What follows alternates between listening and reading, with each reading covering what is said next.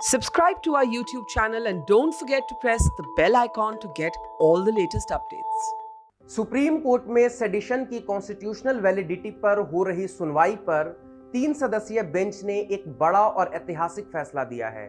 सुनवाई करते हुए chief justice of India N V Ramana, justice Suryakant और जस्टिस हिमा कोहली की बेंच ने आज केंद्र सरकार एवं सभी राज्य सरकारों को अंतरिम रूप से यह आदेश दिया कि वो आईपीसी की धारा 124A यानी कि सेडिशन के तहत फिलहाल कोई भी मुकदमा दर्ज ना करें। बेंच ने सेडिशन के पेंडिंग केसेस में भी आगे कोई इन्वेस्टिगेशन या एक्शन लेने पर तब तक रोक लगा दी है जब तक सरकार द्वारा इसे रिव्यू करने की प्रक्रिया पूरी नहीं हो जाती है। बेंच ने अपने आदेश में कहा, यह स्पष्ट है कि केंद्र सरकार इस बात से सहमत है कि धारा 124A की कठोरता वर्तमान स्थिति के अनुरूप नहीं है और यह उस समय के लिए थी जब देश औपनिवेशिक कानून के अधीन था। इसलिए केंद्र इस पर पुनर्विचार कर सकता है।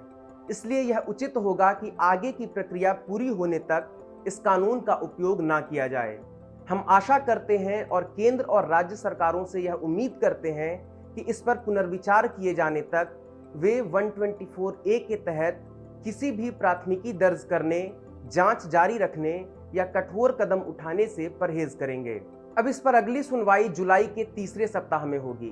केंद्र सरकार ने कोर्ट को अपना एफिडेविट सौंपते हुए कहा था कि वे सेडिशन कानून को री एग्जामिन और रिकंसीडर करना चाहते हैं। आगे केंद्र ने कोर्ट से गवर्नमेंट द्वारा कॉल लिए जाने तक सुनवाई को टालने की अपील की। कोर्ट ने पिछली सुनवाई में केंद्र से यह पूछा था कि इस मामले में केंद्र के फैसले लिए जाने तक क्या वह राज्य सरकारों से इस पर अंतरिम रूप से रोक लगाने का डायरेक्शन इशू कर सकती है।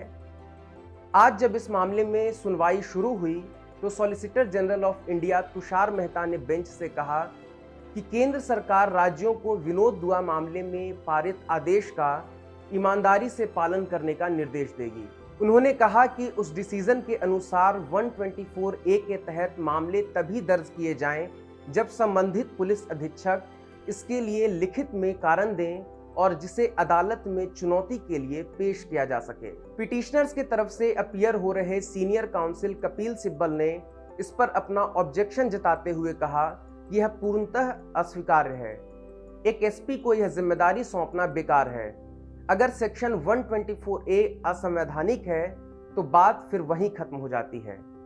इस पर जस्टिस सूर्यकांत ने कहा कि फिलहाल कोर्ट इसके अंतरिम अरेंजमेंट पर सुनवाई कर रही है, ना कि इसके मेरिट पर। इस पर सिब्बल ने कहा कि 124A पर अंतरिम रोक लगाई जानी चाहिए। सीनियर एडवोकेट गोपाल शंकर नारायण ने अंतरिम रूप से इस पर रोक लगाने के साथ साथ कोर्ट को इस मामले में सेट ऑफ गाइडलाइंस भी सौंपे। कोर्ट ने इसके बाद थोड़ा समय लेते हुए यह अंतरिम ऑर्डर पास किया। Chief justice of India N V Ramana ने 9 महीने पहले हुई सुनवाई में इसे एक औपनिवेशिक कानून बताते हुए पूछा था कि क्या आज़ादी के 75 वर्षों बाद भी देश में इस कानून की ज़रूरत है।